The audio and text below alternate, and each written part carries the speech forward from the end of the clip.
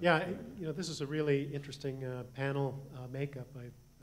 I'm glad to hear that. Jim, your comments kind of floored me initially, but I'm really glad that the kind of effort that's going into strike fighter, what's the saying, the most asset you're trying to protect there is really the pilot. Right. So when you have something that's directly protecting life and limb, that's really cool to hear that much effort's going into it. And it called into the idea of, smaller code base, something to get your hands around to really buy into that idea that is absolutely secure. Right. But you don't hear those words too often in these kind of forums. I suspected it was going to ruffle some feathers.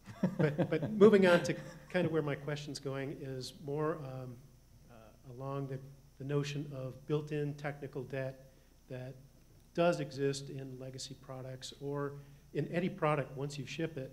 I mean, it's that saying, in order to ship a product, you sometimes have to shoot the engineer just to get it out the door because there's things they want to do better, right? And so that technical debt, particularly in the security space, I really believe it does accumulate. There's like an interest rate or whatever kind of compounding effect, and the longer the product is out there, the more it's scrutinized, and the more the adversary is advancing his capability, there will be some kind of emergent security flaw.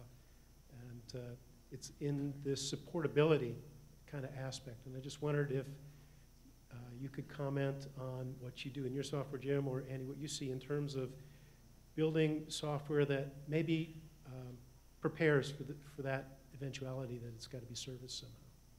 Yeah, so it's software that knows, somehow it's a system that is aware that it is prone to flaws, many types, but including security flaws, and makes itself easier to update and maintain. Yeah, I think that would be something that everyone's familiar with. Yeah. Yeah, I know Dr. Masood Amin up at University of Minnesota, one of my smart grid mentor gurus, would refer to the self-healing grid, something that has enough sensors and enough intelligence that it can see things coming, and if it doesn't react in time, at least it can respond well after the fact. In terms of software that's made differently than it is today, I don't know. I don't think I'm going to have a quality answer for you on that, except to say that the teams who are making it, and again, these can be in providers like us, or it can be the folks we nurture and foster, the internal development teams in the utilities, the big ones. Education and awareness on their part that even if they do implement what are considered to be best practice secure development or security in the SDLC techniques, some things will get through. You can do testing. I think Robert Former recommended doing pen testing at every step along the way, because as you get closer and closer to builds and bring the components together, you see different things start to surface. Different modules start to be exposed in ways that they weren't when they were on the developer's desk and desktop. So I'd say internal awareness that you are going to be delivering something that is going to need to be modified once it's in the field, either because you found stuff on your own after the fact, or your users did. You definitely want to have a great facility so that user found bugs, because we do it with functional stuff already, but user found security bugs. Maybe it's not a user, right? Maybe it's a third party. The panel of guys that we had up here that included Matthew earlier, maybe they're finding stuff for you. But to be able to go as rapidly as possible from the awareness of that problem to a fix is essential. Jim? Well, anytime you introduce something new into a platform, you're introducing potential risk in a security breach. So I think it boils down to what is it that you're protecting and what level of risk are you willing to introduce when you bring in that new technology.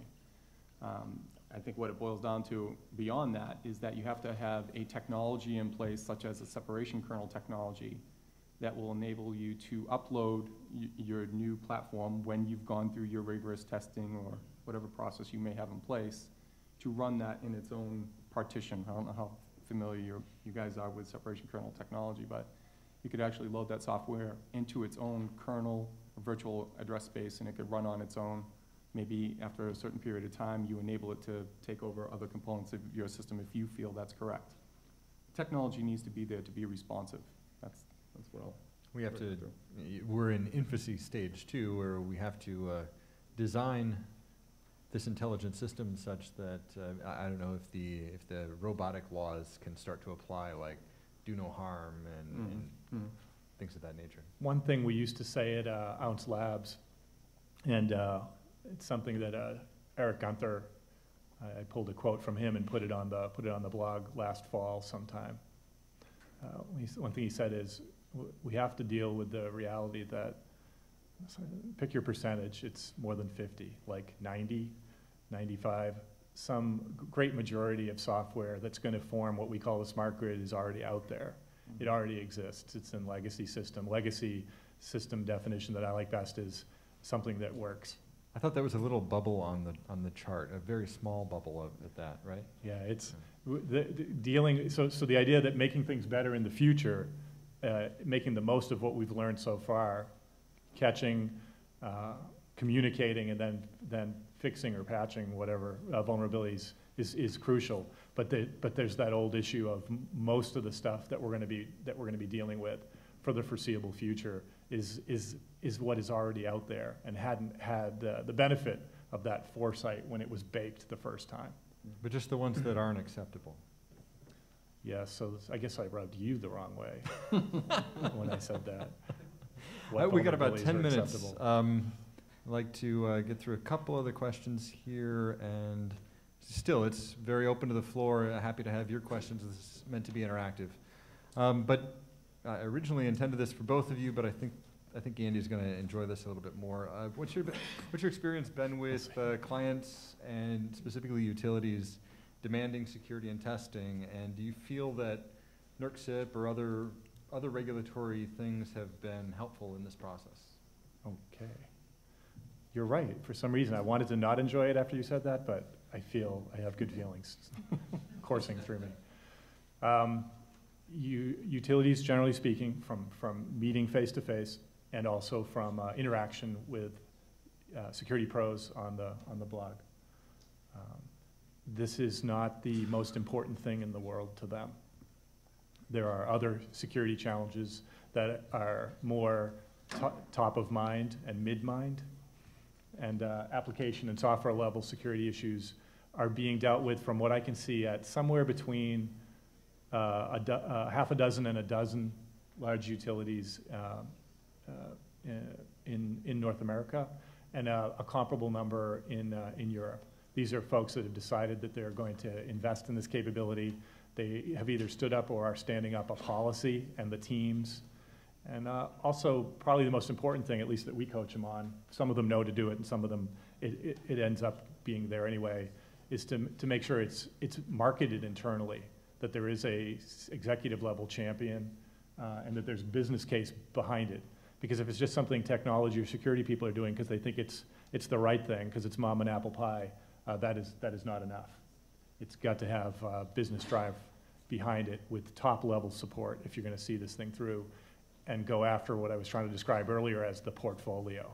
Even in a portfolio of recent utility I was at had 3,000 applications. When I asked them the question, how many do you have? They said 3,000 that we know of. So if you're going to go after a good chunk of 3,000, that's going to take some time, some effort, and some people, and that's money. And it's going to have to be driven that way. In terms of the follow-on, which was, is NERC-CIP helping or hindering this process? I'd say it's on the side. I think from our previous conference we did in San Jose, when we asked that final question, I'm making it sound like it was really dramatic and there was all kinds of emotion and swelling music. It really wasn't. But we asked the question, all right, we've all hammered the living, we all beat up on the NERC and the CIPs for this whole conference.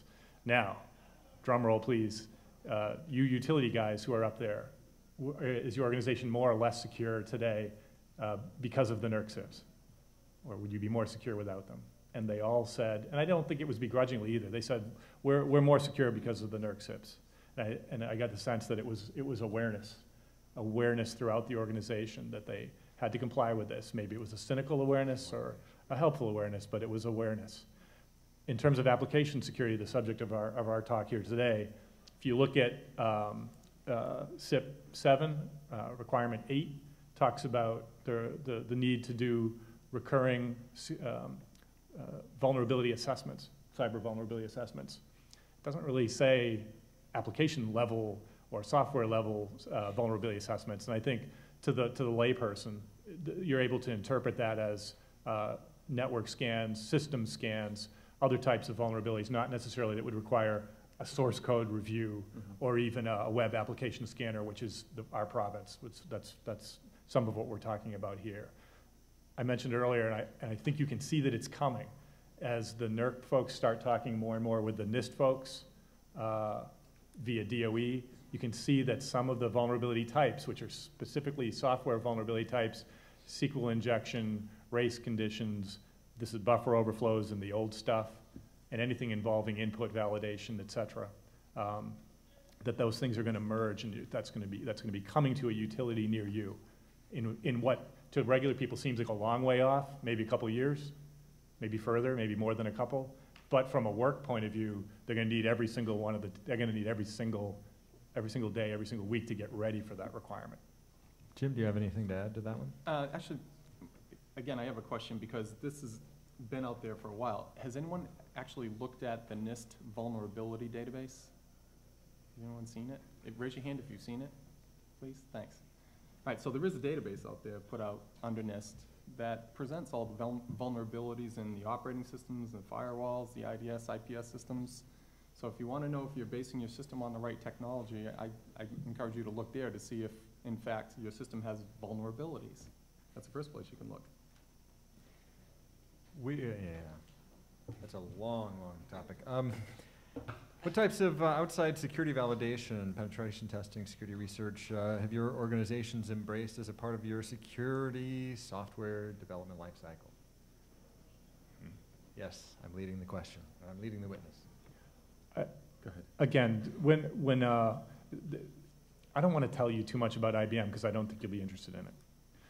But I want to tell you enough so that there's context, so that whatever I say afterwards makes sense. There's a part of IBM called Rational. As you identified, Rational Rose, it's related to application development. You get